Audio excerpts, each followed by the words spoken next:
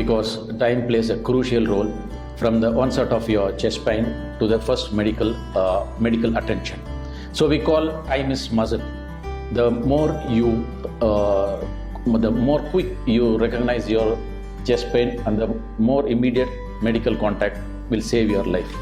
Why is it say so? As we all know, the heart attack is caused because of the blocking of the arteries, the blood supply to the heart itself. So once we delay or we don't take treatment in time, there are so many complications which are life-threatening and devastating thereafter. Normally, the onset of chest pain to the medical contact, if you're going to get treated medically, if it is less than 1 hour, we call this as a golden hour, because most of the patients with even a major or minor heart attack will have a normal life thereafter. But when you delay, as time moves on, your clock is ticking, because there are n number of complications after a heart attack. For example, we can divide it into mechanical complication or electrical complication. In mechanical complication, the heart have a very strong muscle. It is supposed to be the strongest muscle. So when you have a heart attack, this muscle, if you delay the treatment, this muscle have a tendency to rupture. The muscle literally gives away, which leads into a devastating complication where you may require immediate surgery, or you may land up ending your life there. Second thing, we call valvularly mitral regurgitation. It is one of the other most complication, because once you start delay the treatment, the valve, the heart becomes a little bit big, and the position of the valve, it gives away. So the valve starts leaking. That is one. Second thing, sometimes this valve, blood supplying to the valve itself is getting affected, and it gives away. The valve gives away, so the valve gets ruptured, which leads to reverse, backflow of the blood to the lungs, leading to severe cardiogenic shock and pulmonary edema. Then pulmonary edema, we call it as the lungs getting flooded with the water, and struggle to breathe, struggle to maintain saturation, which requiring the mechanical ventilation, and from there on it becomes more serious problem. And the other problem is ventricular aneurysm.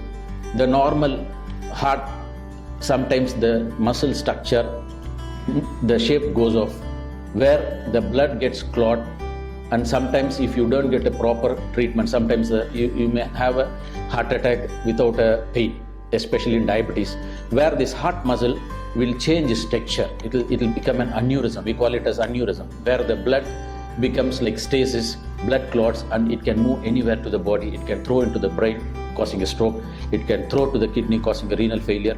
It can throw into the intestine, causing an intestinal pain, and even what we call the intestine becomes dead, necrosis, leading to surgery. So the other complication, as you all know, there is a wide term called left side heart attack, right side heart attack. When you have a right side heart attack, even your right side, right ventricle, we call it as right heart, that also gets involved, which has a silent but devastating complication, where the blood pressure falls, and you will have a dyspnea, which you may not notice. Sometimes this may lead to heart blocks, electricity problem, leading you to faint to the ground or losing life if you don't get a proper medical attention at that point of time.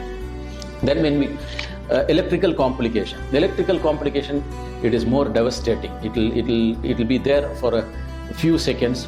From then on, if you don't recognize to treat, or if you don't get a medical attention, or somebody misses it, the heart stops. We call it as ventricular arrhythmias, like ventricular fibrillation or ventricular tachycardia. Think the heart is supposed to pump like this, hardly 70 to 100 per minute. In this ventricular tachycardia and ventricular fibrillation, it will start pumping for more than 300 times. So what will happen? The heart will be shivering literally without pumping. So the blood from the heart loses to the other part of the system, especially to the brain. The blood goes to the brain, becomes reduced, and you'll faint to the ground. At last, if you don't shock, this is the situation where you have to shock. If you don't shock, the heart will stop by itself, leading to death. Then one more complication, the right-sided, especially right-sided heart attack usually will have a low heart rate. Sometimes the heart rate suddenly drops to 20, 30, or there are varying degrees of heart block.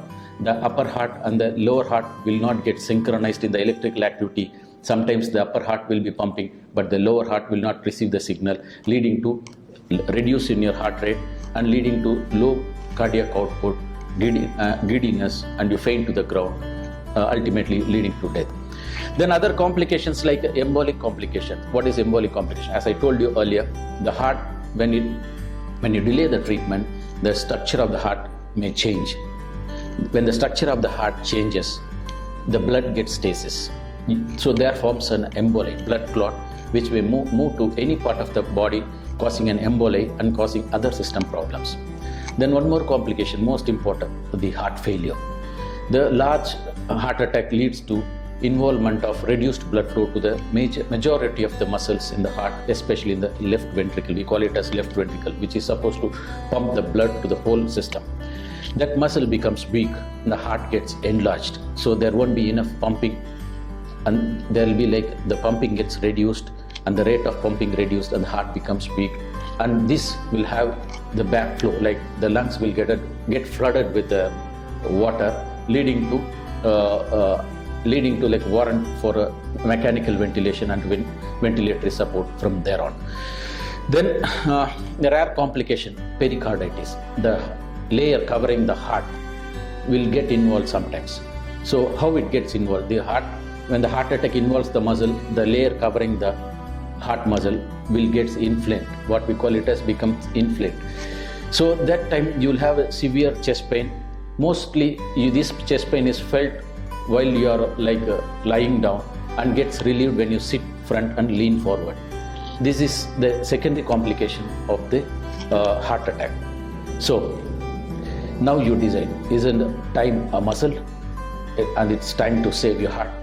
So be quick in recognizing your symptoms and be quick to act and get medical attention immediately and save yourself.